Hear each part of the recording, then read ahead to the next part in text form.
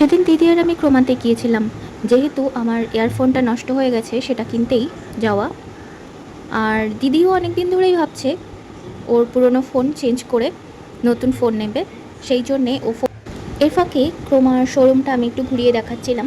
তারপর পাশে দোকান থেকে কুরকুরে মোমো কিনলাম, দিদি আর আমি বসেছিলাম ওটা অর্ডার দিয়ে। তারপর হাউসিংয়ের ভেতর দিয়ে বাড়ি এসেছি।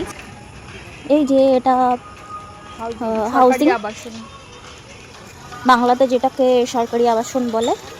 এদিক দিয়ে আমি অনেক দিন পরে এলাম, মাঝে মাঝে আগে যেতাম, এখন তো ক্যাম্পাসের রাস্তাটা নতুন তৈরি হয়েছে। ক্যাম্পাসের রাস্তাটা নতুন তৈরি করছে, এখনো হয়নি। এই যে এই রাস্তাটা তৈরি হয়ে গেছে, এই দিকটা বাকি আছে। আমার এই পরিবেশটা না বেশ ভালো লাগে, শান্ত নিরিবিলি। এদিক দিয়ে বের হয়ে যেটা চিলড্রেন পার্ক আছে মিলনপল্লী, ওই দিক দিয়ে বাড়ি চলে যাব। এই যে আমরা দুজন